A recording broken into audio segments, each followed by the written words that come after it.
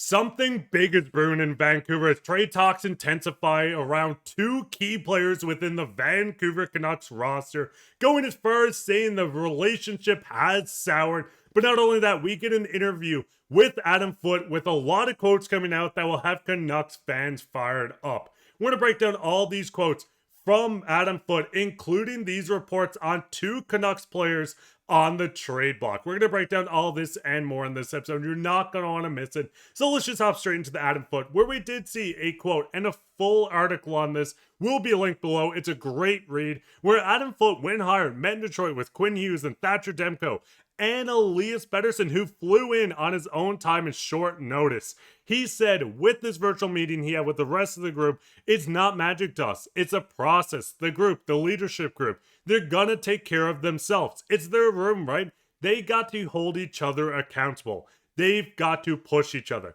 No, I love seeing this, that Adam Foote is stepping in, and a lot of people spoke on Adam Foote, saying he's a very good players coach, but I'm happy he's holding this group accountable before even being the head coach behind the bench on game one. Now, we know this group, people need to step up. We can go into even further in this interview where he spoke on players coming up from Abbotsford. These players need to take them under their belt. The leadership group, of course. Anyone wearing a letter, Pettersson, Quinn Hughes, Brock, these guys have to be leaders, and that includes Thatcher Demko. Now, he goes in to speak on more than just this. We know with the Canucks, it's been very interesting on how they've handled this offseason. I think they've been doing a very good job for the limited cap space they have, but Adam Foote spoke on last year going into this year with the core. We had 8 new guys. You had injuries. Your 2 top centers hurt, Huggy and Hronek on the blue line. And Demko, what did he play? 23 games? When Demmer's on his game, he's a top 5 goaltender in the league. And yes, we all agree on this as well. It's a big question mark on the health, but I do think he's going to have a full offseason to get back into that. Now he continues on to say, I'm actually like, wait a minute. We've got great pieces, great players, a system. I'm excited. Now, this is the Canucks team that a lot of fans are not fully happy with. We know right now the second line center, which we will touch on very shortly, is a questionable one. We know the rumors flying around key players, but at this very moment, the Canucks team is building something very good.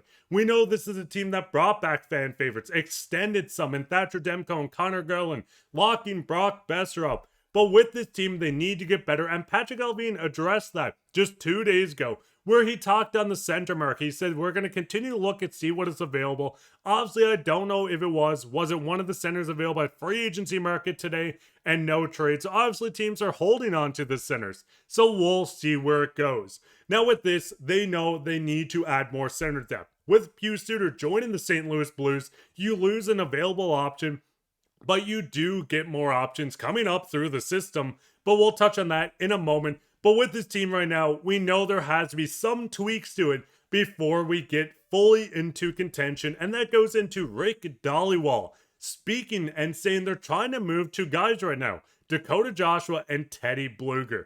They can move one of these guys to free up the cap space to get her sentiment. I'm hearing the Canucks are souring on Dakota Joshua for some odd reason. His name is out there. Now with Dakota Joshua, he had a down start to there. He was recovering coming into the season, missing the start, and never found his full footing.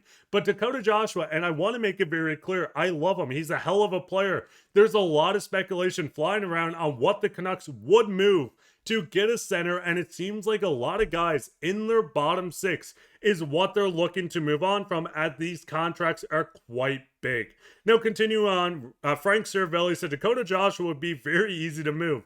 Teddy Blueger would be easy to move. And I agree with this. They're both very good players that have huge roles on this team. But when you're adding in new faces, Evander Kane joining the team, Brock Boeser coming back, Filip Hronek set to play a full season with the Canucks, there's a lot of faces, and that pushes you down and down and down the depth chart when the Canucks have their top 6 solidified, or at least until a second line center comes in, and then you have Teddy Blueger on this third line. It does leave room on trying to figure out this bottom 6 with a lot of Abbotsford guys ready to step up. Looking at 2 of these players, they would be easy to move, but is it smart for the Canucks to move them? With the contracts right now, Dakota Joshua making $3.25 million, not just this season, but for the 2 after that. You also have Teddy Blueger at 1.8, and this would free up about $5 million in cap space for the Canucks, where they could go out and look to get a new center to add to this roster. This could be a center that you play on the top line, maybe a young third liner that can come in and grow with the team. Mason McTavish is still not signed with Anaheim, full different video, but that would be a crazy player to add within this organization. Now, it would take more than both of these players, but with it seeming like there's reports that they're souring with Dakota Joshua, it's getting very interesting. Now, Canucks fans, the biggest thing is, if you move out Teddy Blueger, if you move out Dakota Joshua, who do you fill this lineup with? Because you're moving two players if you're only getting one.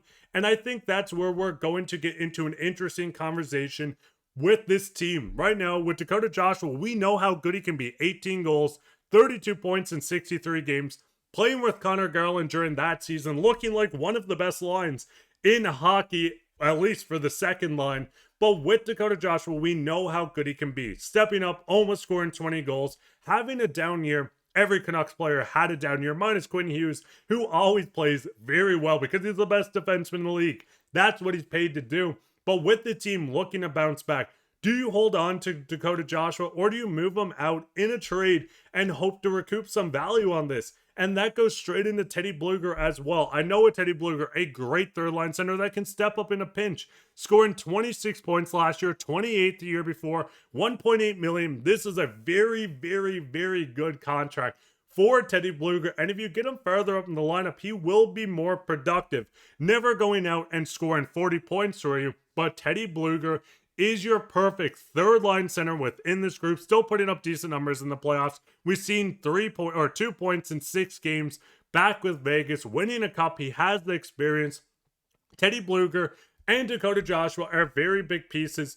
But when looking once again at this, as soon as I can find the screenshot, I know it's there. There it is. With this team right now, we know there's a lot of guys in Abbotsford looking from the outside in. Jonathan Lekkerimäki cannot play on this fourth line. We know he needs to jump in to the middle six to be productive. Keisha Sherwood can move down, but are you fine with spending all this money? And I don't want to move Keisha Sherwood. I want to make that very clear. But are you fine with spending 2.5, 3.25, and 1.5 on a fourth line when you're trying to find cap space and when you can clear up some room and bring up Aatu Räty? And listen, I will not take any Aatu Räty hate. I think he's poised to join this team and maybe even jump into a second line center role at some point in his career. I'm not saying next year, but with him poised to join this group on a very good contract, sub 1 million. What is your thoughts on this? Would you move out multiple players to get the second line center? Do you package together some of your defensemen? Would you do Sawyer Minio, Tom Williner, Victor Mancini, DPD, any of these guys, plus Teddy Blueger and Dakota Joshua? You throw in a first, you could attach another prospect. That is a lot of value to go out and solidify the center down the middle. But what's your guys' thoughts on this? I know it's a lot to take in. Adam Foote's comments, what's your thoughts? Are you excited for next year? Canucks fans, listen, we've been getting a lot of hate for being negative, but listen, just be happy. We're in the middle of the summer. It's about 30 degrees today. Go out, be happy. Look at this team going into next year. It's going to be a very exciting. It could be bad or good. It's going to be exciting. Hope you guys enjoy this episode. Go ahead and leave a comment on everything I spoke on. Go ahead and leave a comment who you want as the second line center. Don't say JT Miller, because let's be honest, they're not going to trade back for him. But let me know who you want as the second line center. While you're down there, leave a like, subscribe, share this with your friend. I'll be back with another episode, so keep your eye out for that. But I'm your host, Mark Pye. I am so warm, so hopefully I even made sense. I could be having heat stroke. Hope you guys had a good day and take care.